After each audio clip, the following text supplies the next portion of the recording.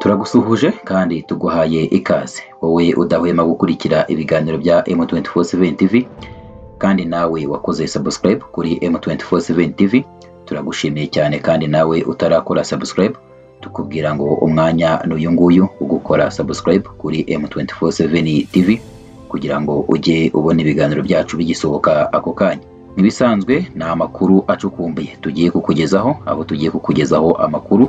yerekeranye n'abakozi b'ikigo cy'igihugu gishinzwe ubuzima RBC, aho RIB yaje gutangaza ko aba bakozi batawe muri yombi aho bari kumwe kandi na rwiyemezamirimo wari usanzwe ukorera cyangwa se utsindira amasoko atangwa n'ikigo cy'igihugu gishinzwe ubuzima mu Rwanda RBC. RIB yaje gutangaza kuri uyu wa 13 Ukwakira 2025 ko yataye muri yombi abakozi babiri bakoreraga ikigo cy'igihugu gishinzwe ubuzima RBC aho bakurikiranyweho ibyaha bitandukanye, ndetse RIB yaje gutangaza amafaranga abangaba bagiye banyereza cyangwa se ingano y'amafaranga abangaba banyereje mu byaha bitandukanye bakoze, ndetse no mu byaha bagiye bakora mu bihe bitandukanye, aho harimo ibyaha byo gukoresha inyandiko itariyo cyangwa se n'ibindi byaha byo gukoresha umutungo nabi, harimo n'ibyaha kandi nanone byerekeranye na ruswa ndetse n'iza ndonke.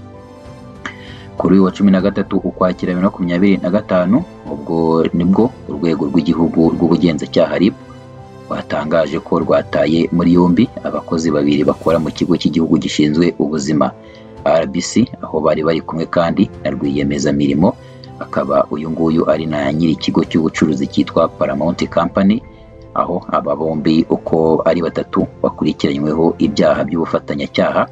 ku cyaha cyo gusaba, kwakira ndetse no gutanga indonke,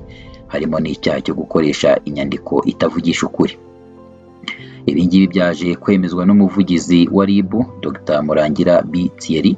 aho yaje gutangaza ko abafashwe ari Uwase Olivier usanzwe ushinzwe ikoranabuhanga muri Minisiteri y'Ubuzima, ndetse na Bicamumaka Jean Pierre ushinzwe imari muri RBC, akiyongeraho kandi na rwiyemezamirimo aho uyu nguyu akaba ari Mugisha Emmanuel.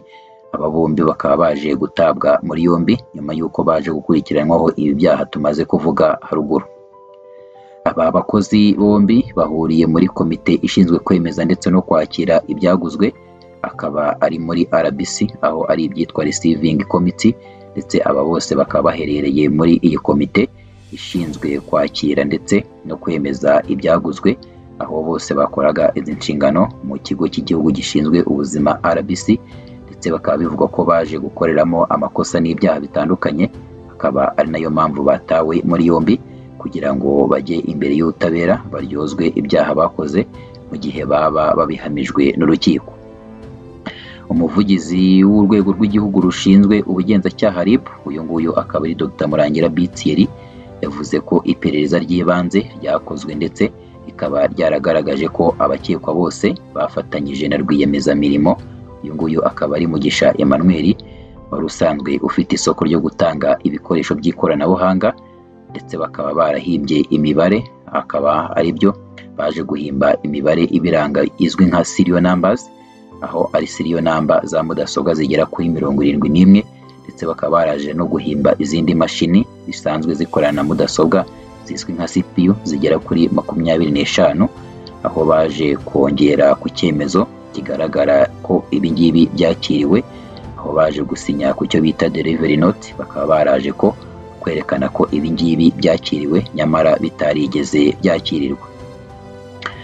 Murangira B Thierry kandi yakomeje avuga ko ikindi iperereza ryagaragaje ari uko aba bakozi bemeje ko ibikoresho basabye rwiyemezamirimo yabitanze byose,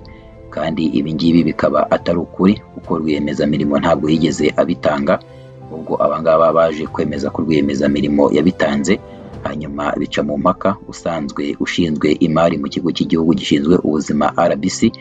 akaba yaraje kwishyura amafaranga yabyo, abizi neza ko bitigeze bizanwa cyangwa se bigurwa, aho byatumye habaho inyerezwa y'amafaranga afite agaciro ka $1,838,439 n'amafaranga 525 y'u Rwanda. Umuvugizi wa RIB Dr Murangira Thierry yemeje ko hari ibimenyetso by'uburyo rwiyemezamirimo Mugisha Emmanuel yagiye yohereza ruswa y'amafaranga, aho yagiye yoherereza abangaba bagize komite ishinzwe kwemeza ndetse no kwakira ibyaguzwe, harimo ibyitwa delivery committee, aho ibingibi byose babikoraga bakorera ikigo cy'igihugu gishinzwe ubuzima RBC kugira ngo bamusinyire, kandi nyamara babizi neza ko ibyo yazanye bituzuye. Ibingibi kandi Dr Murangira Thierry yaje kubigenzeraho, aho yaje kuburira abakoresha ububasha bahabwa n'amategeko mu nyungu zabo bwite, aho yabagiriye inama yo kubireka kuko RIB itazahwema kubakurikirana kugira ngo bahanwe mu gihe cyose baba bagaragaje ko bakoze amakosa. Urwego rw'igihugu rw'ubugenzacyaha RIB kandi rwagaragaje ko abafashwe atari ubwa mbere bakurikiranyweho ibyaha bya ruswa, kuko muri Nzeri uyu mwaka wa 2025 abangaba baje gukurikiranywaho icyaha cyo gutanga inyungu zidafite ishingiro mu gihe cy'ishyirwa mu bikorwa ry'amasezerano y'isoko. Abafashwe bose uko ari 3 bafungiwe kuri sitasiyo za RIB zitandukanye, aho bamwe bafungiye kuri sitasiyo ya RIB ya Remera, abandi bakaba bafungiye kuri sitasiyo ya RIB ya Kicukiro, mu gihe dosiye yabo iri gutunganywa kugira ngo ishyikirizwe ubushinjacyaha ndetse batangire bagere imbere y'ubutabera, aho bazatangira kuburana. Ndetse ibingibi Dr Murangira Thierry yaje kubigenderaho, aho yaje kuvuga ko abangaba bose bagiye gukurikiranwa ndetse bakaba mu gihe cyose baba hamwe n'ibyaha, cyangwa se mu gihe cyose baba bagiye mu rukiko baganwa mu ibyaha, aho bazahita bahanishwa bikurikije amategeko. Tukiri mu makuru ajyanye n'ubutabera kandi mu karere ka Rubavu haravugwa inkuru y'umwana w'imyaka 16 wo mu karere ka Rubavu, aho yaje gutabwa muri yombi akurikiranyweho kwica umugore w'imyaka 43, aho yamukubise mu mutwe igiti gitega insina kizwi nk'urwego, aho iki giti yari akivanye mu rutoki rw'uyu mugore yakikubise agahita yitaba Imana. Ibingibi byabaye mu ijoro ryo kuwa 12 Ukwakira 2025, aho byabaye ku isaha ya saa 1:20 z'umugoroba, bikaba byarabereye mu murenge wa Kanama, akagari ka Musabike, aho mu mudugudu wa Kabingo, ndetse ahangaha akaba ari mu karere ka Rubavu. Ibingibi byaje kwemezwa n'umunyamabanga nshingwabikorwa w'umurenge wa Kanama Nzabahimana Evariste,